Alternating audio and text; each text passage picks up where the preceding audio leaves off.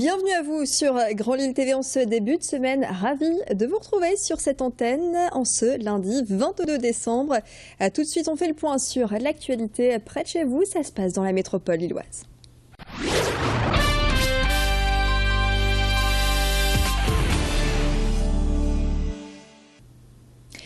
Et au chapitre social, tout d'abord, la semaine est marquée par le mouvement de grève dans le milieu médical. Depuis ce matin, ce sont les urgentistes qui demandent une diminution de leur temps de travail. Ils réclament une réduction du temps de travail à 48 heures hebdomadaires au lieu d'une soixantaine actuellement. Mercredi, la grève touchera les médecins généralistes et spécialistes. Et puis, lundi prochain, ce sont les hôpitaux privés qui seront touchés. La Fédération de l'hospitalisation privée dénonce la loi de Marisol Touraine, la ministre de la Santé. Et pour mieux comprendre ce débat et cette question, voici l'avis de la Fédération de l'hospitalisation privée, interrogée par Thibaut Paquis pour plus d'informations. C'est un projet de loi qui redéfinit le service public hospitalier. Et dans l'écriture du texte, en fait, il exclut totalement les établissements privés des missions de soins qu'il assume aujourd'hui. Les établissements privés prennent en charge une grande partie de la population et en fait la loi prévoit une éviction de nos établissements. Donc c'est tout un pan de l'offre de soins. Au-delà de ça, c'est tout le secteur libéral qui sera malmené et à terme on risque la fermeture de nos établissements et ce qui pénalisera la prise en charge des patients. On est des acteurs de santé plutôt vertueux, plutôt soucieux de qualité, de professionnalisme, que ce soit les établissements, les soignants, les médecins.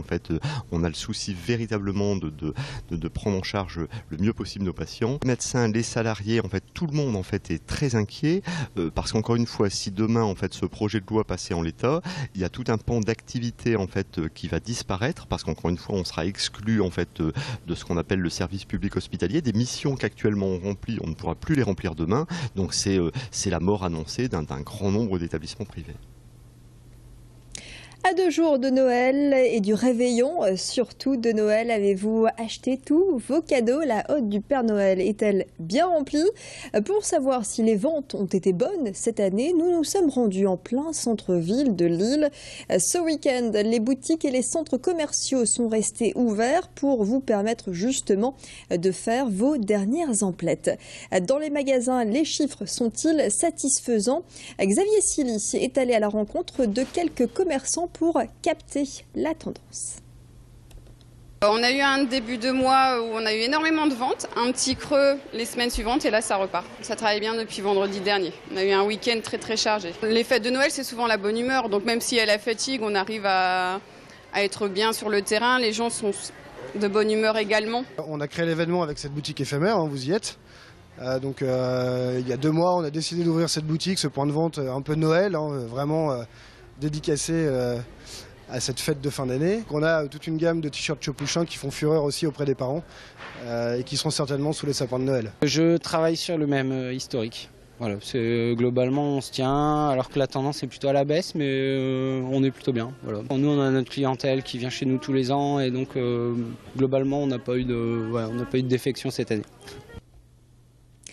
À l'heure des ventes des calendriers, vous avez le choix. Comme chaque année, chatons, pompiers, bimbo, chacun y trouve son bonheur. À Bailleul, les boulangers donnent de leur personne et ils posent dans leur plus simple appareil aux côtés de leurs baguettes et autres pains au lait.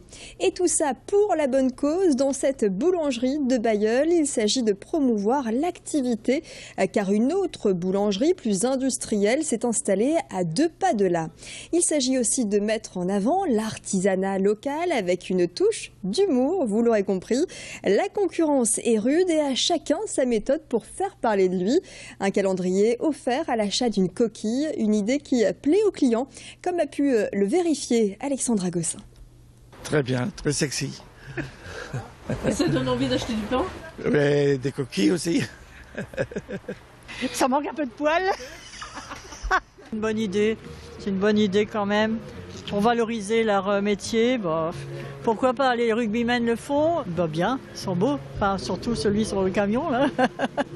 Il n'y avait pas assez de poils, à mon avis ça a peut-être été retouché, hein. Je pense que de face il doit peut-être en avoir plus. C'est pas choquant non plus, tous les parties intimes ils sont cachées, donc c'est pas provocateur non plus, ça reste bien, quoi. Pas retouché, et il y a des montages, il y a le montage quand je suis sur la lune, il n'y a que celui-là que j'ai fait montage, que j'ai fait tout seul, avec mon téléphone, avec un stylet, que j'ai fait tout seul, et sinon il n'y a pas de montage. Non, c'est bien moi. Manquer de poils, c'est parce que je me suis pas retourné, c'est pour ça. C'est parce qu'on me voit de dos, mais sinon les poils je les ai, ouais. Voilà pour ce calendrier des boulangers du côté de Bailleul. Et puis allez, sans aucune transition bien sûr, avec le sacre de Camille Cerf à la tête de Miss France, le Nord-Pas-de-Calais a-t-il le vent en poupe? En tout cas, le futur Mister France pourrait être nordiste. Il s'appelle Stéphane Châtelain, il est originaire de Valenciennes et habite à Lomme. À 32 ans, Stéphane met tous les atouts de son côté pour décrocher le titre. D'ailleurs, sa candidature est en tête des votes sur Internet. L'élection aura lieu le 13 janvier prochain à Paris. En tout cas, on souhaite bonne chance à Stéphane. Voilà pour l'actualité près de chez vous. Fin de ce flash. Merci de l'avoir suivi. Tout de suite, les prévisions météo. Restez avec nous.